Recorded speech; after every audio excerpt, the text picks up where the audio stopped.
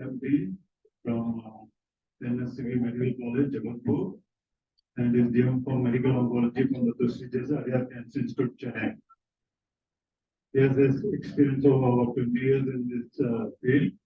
He has worked in various premier institutes of the country. His areas of interest include colorectal, gastrointestinal, and head and neck cancer, including hepatopancreatic biliary disease, breast cancer, lung cancer, sarcomas, gynecological cancer, and hematological cancers. Yeah, Dr. Sumit, welcome for the talk. Good evening, everyone. Thank you, Chairperson. Thanks for the kind words and the nice introduction.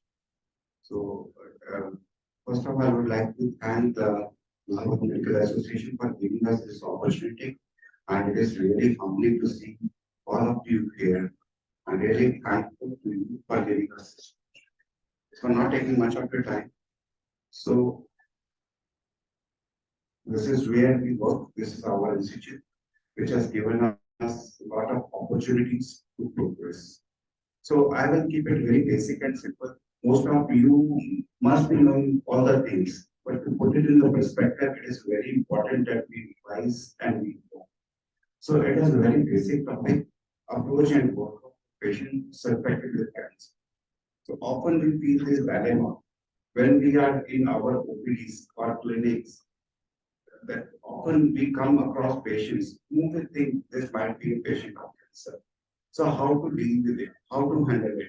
Medicine is an ever-changing field, and with the advancements, it is very difficult to keep it. So basically, we will be talking about the idea is to create awareness for possibility of cancer, to include it in our differential diagnosis, and broad idea about the workup, certain do's and don'ts, and we will be talking just in for the specific scenarios to include large misnominations in breast cancer. So basically, the resources have been taken from various places. So copyright is not mine; it belongs to different people and the respective authors. So this is because this is a live session. We all know cancer is a deadly disease. It goes without saying, is the emperor of all the maladies. And often we get to see these kind of headlines in our newspapers. What Dr. Dev and Dr. Shashmita, they refer to, the trend is increasing and cancer definitely is making an impact. With the trend, it is likely to increase many-fold in the coming years. We need to remember how to deal and how to focus further. So our burden, as alluded by the previous speakers, is increasing. And lung cancer in the Western world is the number one disease, but in India, it is still the breast. We have replaced cervix uteri, maybe in coming days, with better planning and options, maybe we will be able to eradicate it, but bring it to the lowest level possible. So whenever we talk about cancer, the suspicion needs to be very high. Whenever we are seeing a patient, we need to keep it somewhere in our differential diagnosis that this might be a patient of cancer.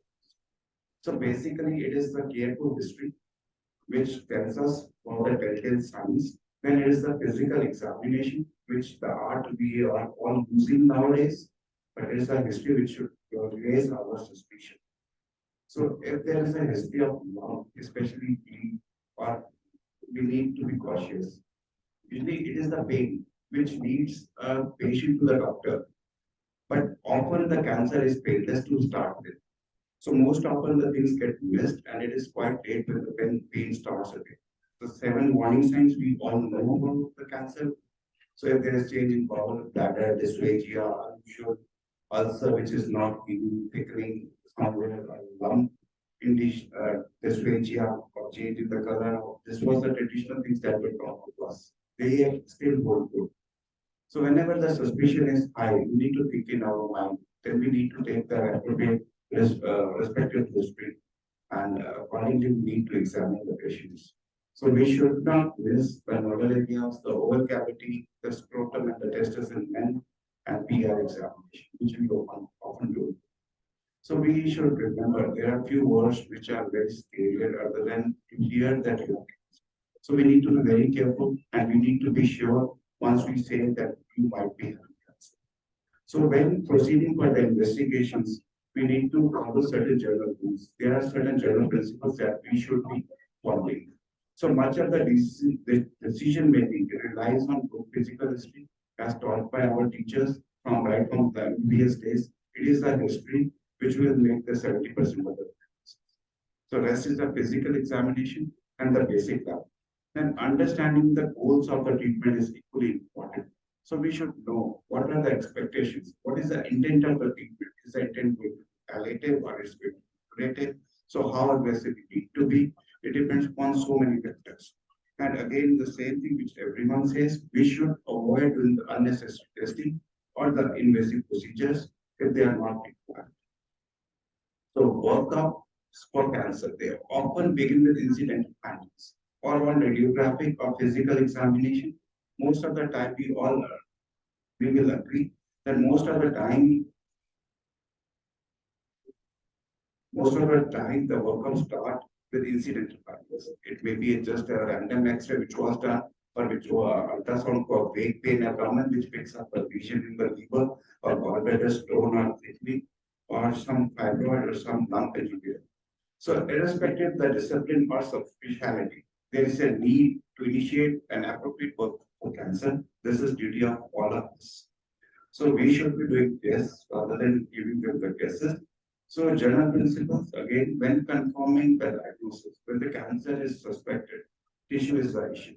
There is no meat, no feed. So in the era of precision medicine, we need this tissue. Tissue is very, very important and crucial.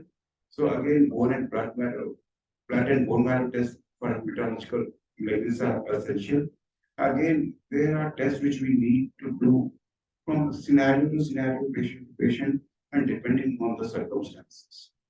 So workup should be directed at obtaining the definitive diagnosis in the safest, least invasive, and the most expedient ways possible.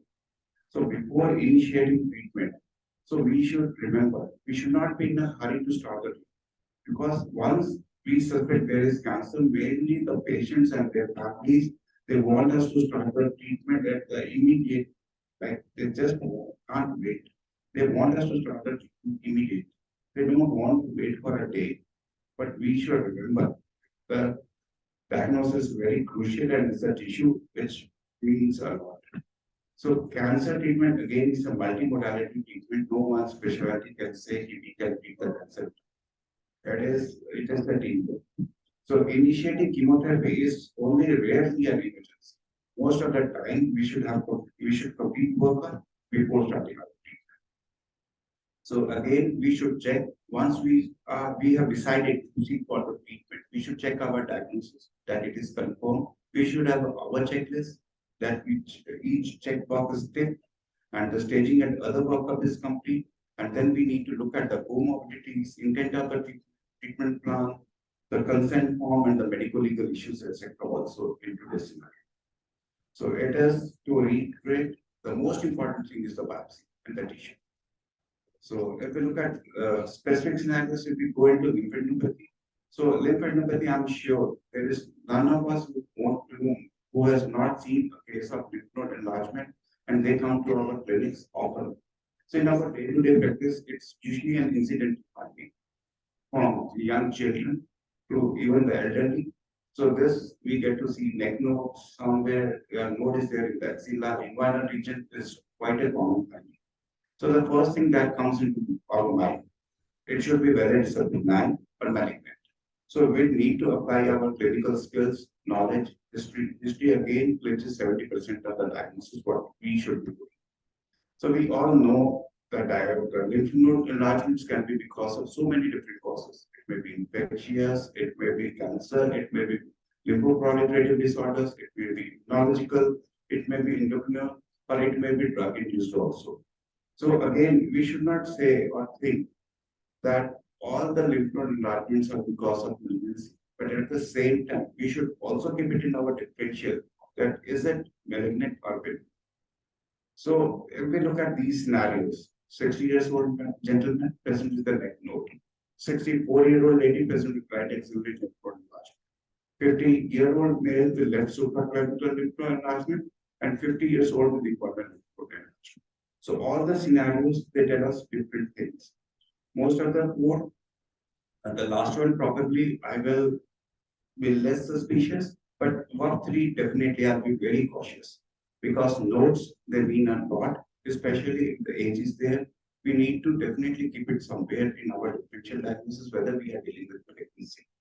So how to proceed further? The 60 years old gentleman presenting with upper neck. So how to proceed? So again, we need to remember the upper neck node. It may be level 2 node, it may be level 5 neck node. Again, we need to take the history. History is very important. The onset, the duration, how it has progressed, whether the constitutional symptoms are there or not, whether it is associated with any notalgia, skin infection, scalp infection, or if nothing is there, because the vast drainage area of the neck nodes is there. So again, if the nodes are there, so changing the age may change the scenario.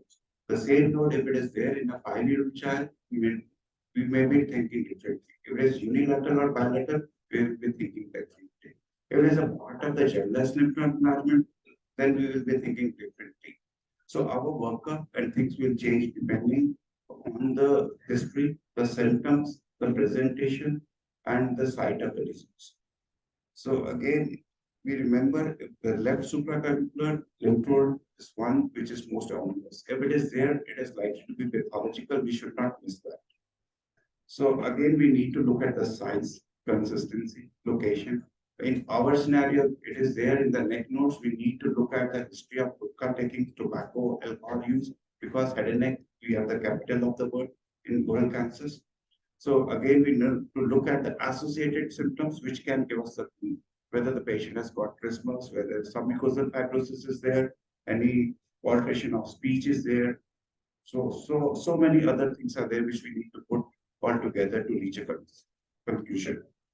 So again, a 64-year-old lady presenting with right axillary lymph node, it may be just hidradenitis suppurativa also.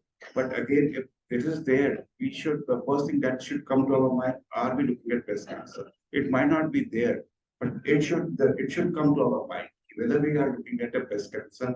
So again, the 50-year-old with left supraclavicular lymph node enlargement, supraclavicular lymph nodes are very suspicious. So first suspicion should go to our GI. So our workup should proceed accordingly. First thing we should be looking at GI.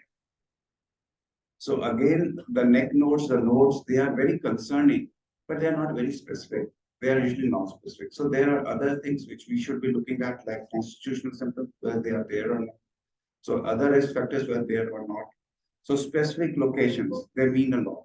Like supraclavicular lymph node enlargement, if it is there, approximately 50% of those patients who have got supraclavicular lymph node, they are associated with pregnancy.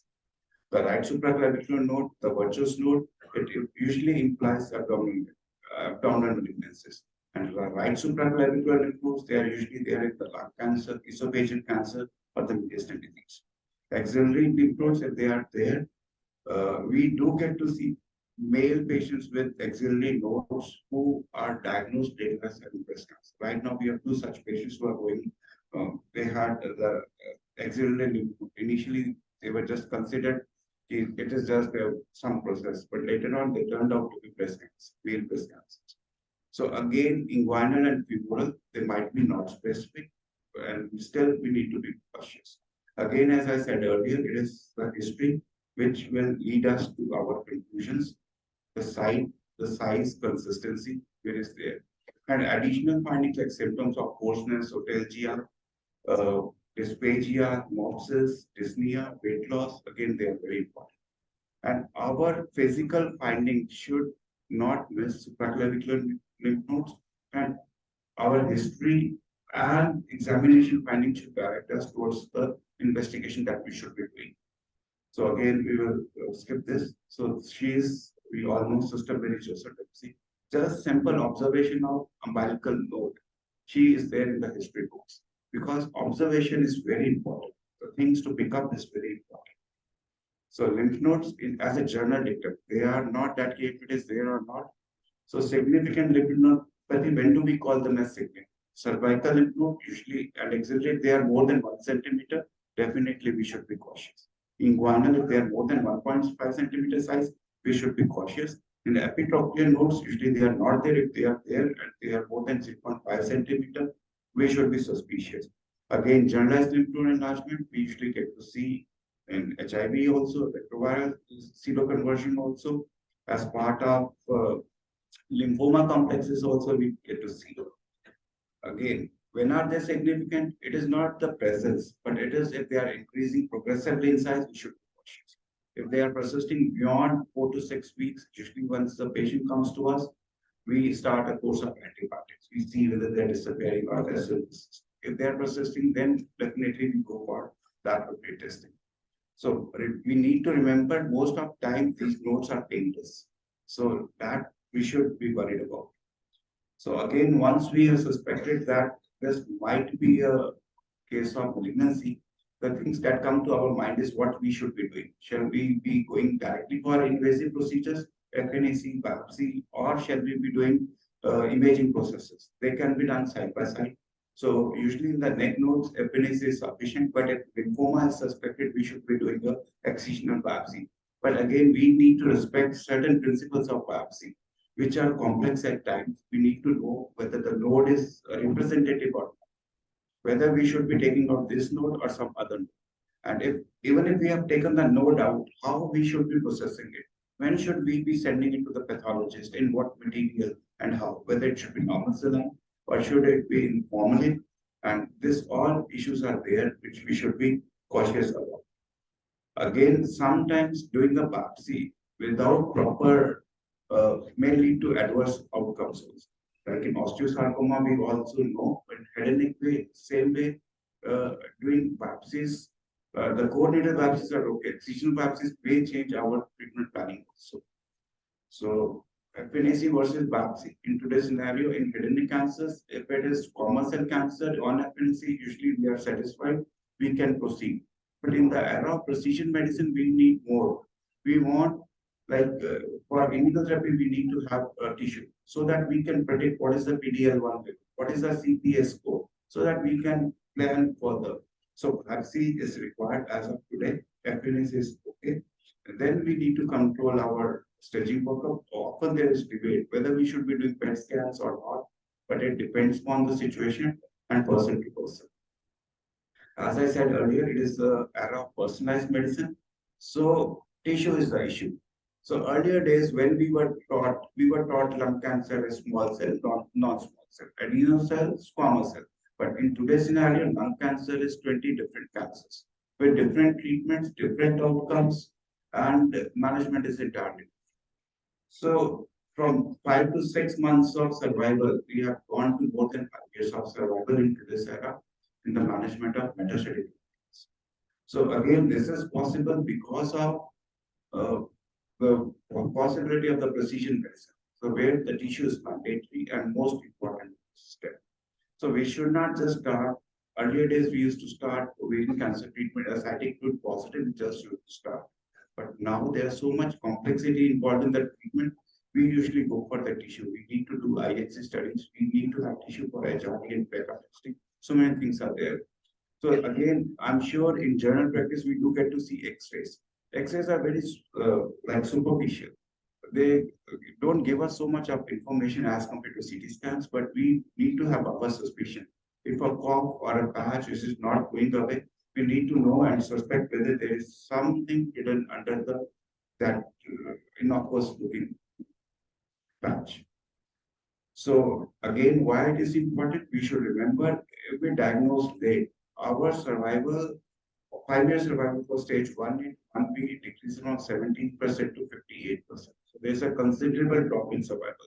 So we need to pick our patients early. We need to be suspicious and we need to train ourselves. So again, I'll skip then. We should have a systematic approach whenever we are reading an X-ray. That's the message here. So we need to pick out in general practice. Most of the time, it will be tuberculosis, infection, or some other pneumonia which is happening. But we need to pick that one odd patient out of that 100 odd looking patients which may be benign. So one important pick is we will save lives of so many others. So same way breast lumps, we get to see all kind of lumps in our practice, from small nipple inversion to huge fungating masses. So we need to make ourselves and the patients aware of what and what we should be doing. So again, the thing is same whether they are benign or malignant, and we should be looking for the telltale signs and should be directing them accordingly. So again, the workup should include the clinical history, examination, and the triple test. So again, to end my talk, I would like to say that the cancer treatment is multimodality treatment. It is not a one department alone treatment, and we should have coordination. I would also like to include, it is not the people sitting at the tertiary care centers. It is the networking with the people and the doctors who are there looking at their patients day-to-day care practice. Ultimately, they will come back to you. So it is, we need to have good listening and we need to have good teamwork so that we can give better and good care to our patients. So often there is a dilemma, what we should be doing. Shall we be sending these patients out or to other centers? Yes, there is no harm. Even we send patients to Tata and to other places also. But whenever we are sending, we tell them, what do we want from them? What they should discuss with their doctors there. They should discuss what they should expect, what is their plan, and how to proceed, what to do. And again, we need to reassure the patient and the family, even if they are going outside, we will be there with them. And we should encourage them to take their detailed reports and the tissue if it is already there because it helps in saving time and unnecessary tests later. And if possible, we should give them a brief summary. That's what we do at our centers. Suppose our patient want to go to other centers, we try to give them as much as possible. So we should we should tell our patient that we are there with them, for them from the start to finish. And this better we cannot win alone. We need to have people. So with this, I will say thank you. Thank you very much.